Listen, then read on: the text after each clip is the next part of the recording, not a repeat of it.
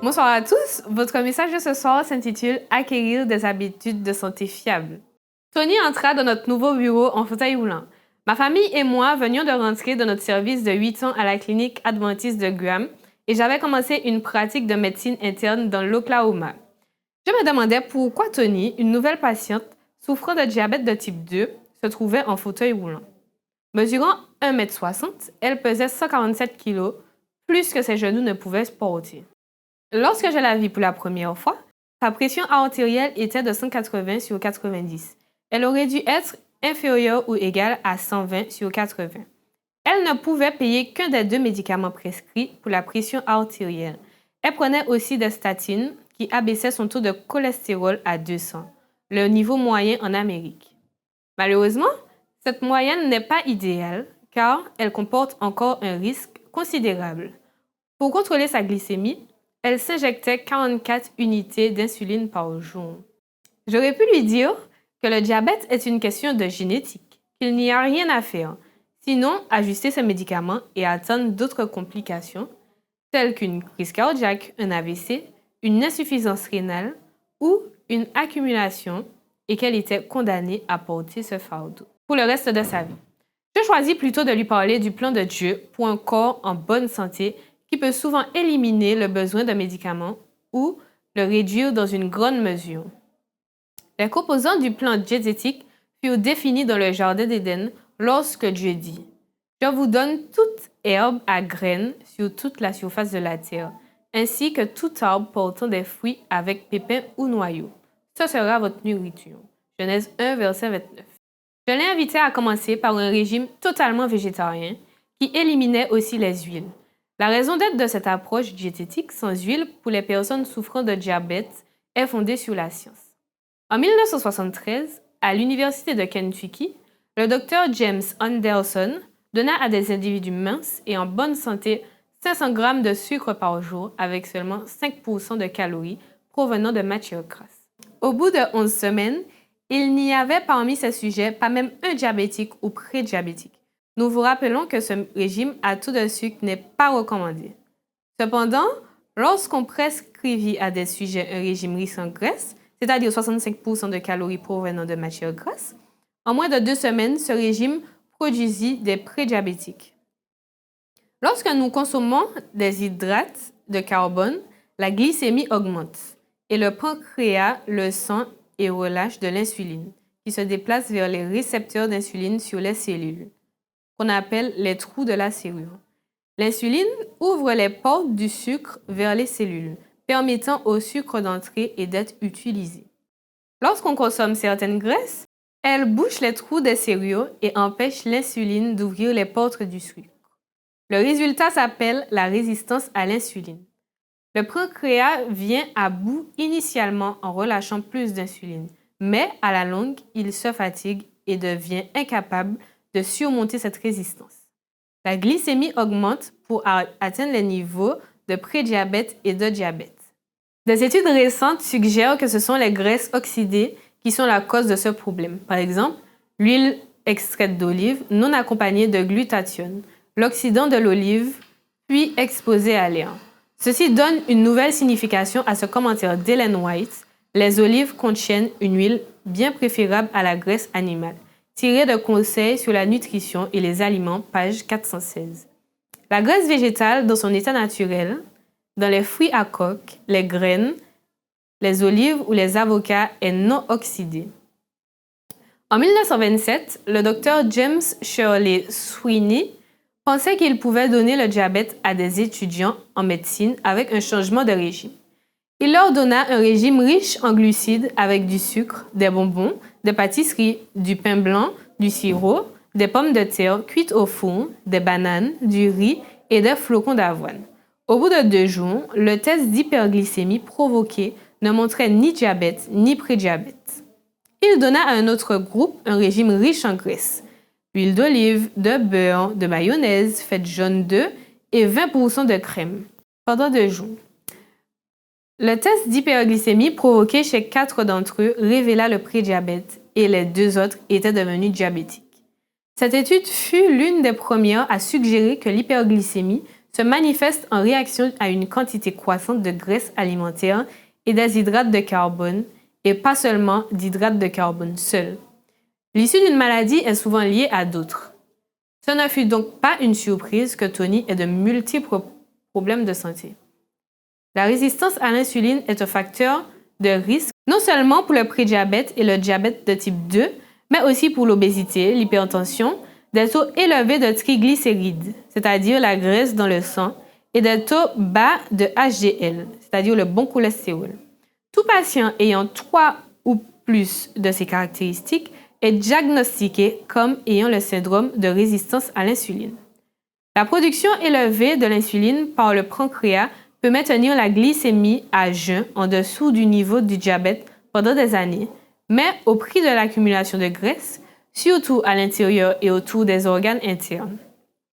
Vu que cette insuline supplémentaire augmente le stockage des graisses et diminue la combustion des graisses, ceci produit souvent aussi la maladie du foie gras et l'obésité abdominale. Pour Tony, un régime sans huile peut diminuer la résistance à l'insuline, avec pour conséquence des niveaux d'insuline plus bas et la perte de poids. Une perte de poids typique de 0,5 à 1 kg par semaine a lieu lorsqu'il y a un taux métabolique sain.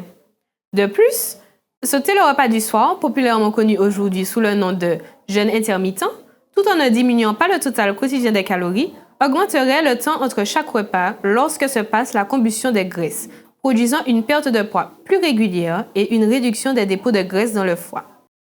Aussi, ai-je dit à Tony de faire ce que font les gens dans les endroits les moins industrialisés du monde. Ils choisissent comme aliment de base une céréale entière, comme le quinoa, le riz ou le millet, et une légumineuse, c'est-à-dire des haricots, des petits pois, des lentilles, des pois chiches qui poussent localement et complètent ensuite le régime par des fruits à coquilles, des graines et des légumes. De nos jours, on peut mettre les légumineuses dans un autre cuiseur, une cocotte ou une mijoteuse, les céréales dans un cuiseur de riz pendant la nuit, puis ajouter des fruits et des fruits à coque pour obtenir un petit déjeuner sucré et des légumes pour un savoureux repas de midi.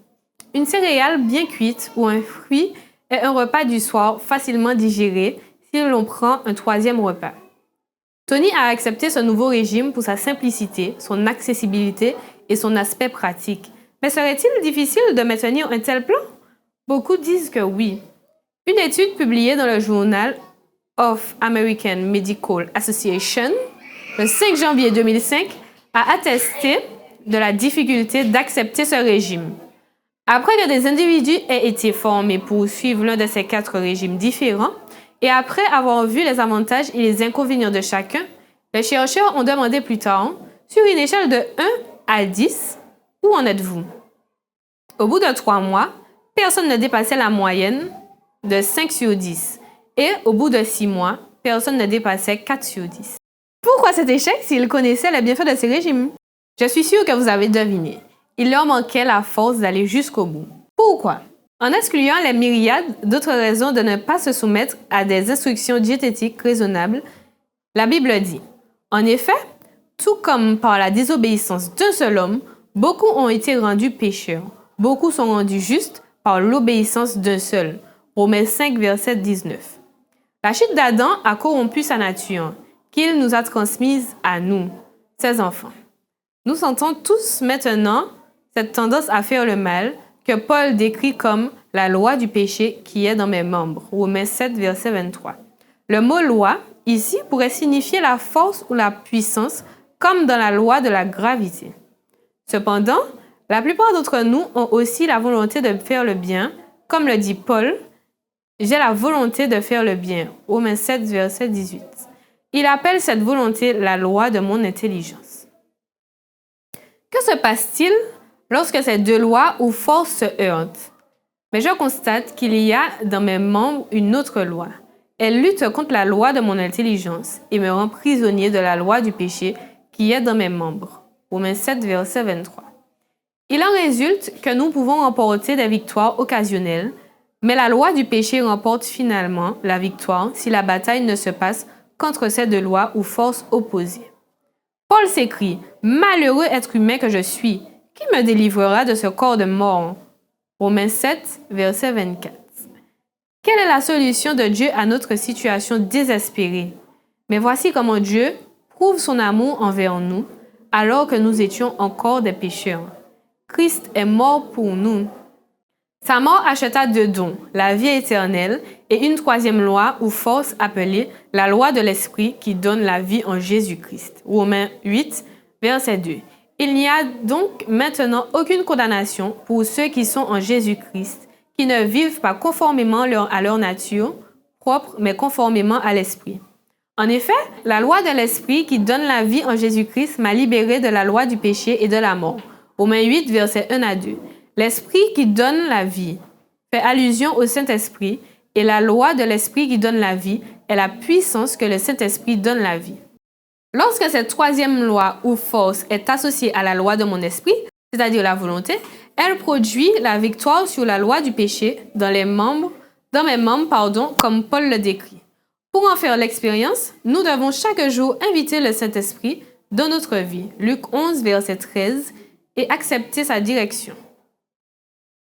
2 ans avant l'étude JAMA, mentionnée ci-dessous, Suzanne Grégory a lancé le blog La cure de Daniel pour aider les gens à marcher plus près de Dieu comme le fit Daniel. Ainsi, tout comme Daniel le faisait habituellement, il incluait un régime totalement végétarien et un culte du matin de 15 minutes pendant 21 jours. Elle les a ensuite encouragés à continuer le programme sur leur lancée. En utilisant la même échelle d'acceptation, Rick, un chercheur, a trouvé qu'en ajoutant simplement le culte du matin, l'acceptation du régime au bout de 3 mois était passée de 5 sur 10 sans culte le matin à 8,5 sur 10 avec culte le matin. Et au bout de 6 mois, 4 sur 10 à 8 sur 10. L'acceptation avait doublé en passant du temps avec Dieu. Tony, notre patiente, a fait quelque chose de remarquable. Elle a mis en pratique ce que nous lui recommandions et l'a mené à terme. Avec l'aide de son mari, elle a commencé un régime intensif, totalement végétarien à base de plantes. Au bout de 2 mois, sa tension artérielle était tombée à 94 sur 56 et avait cessé de prendre ses médicaments contre l'hypertension. Au bout d'1 an, elle n'avait plus besoin d'injection d'insuline et sa glycémie était contenue dans des limites acceptables.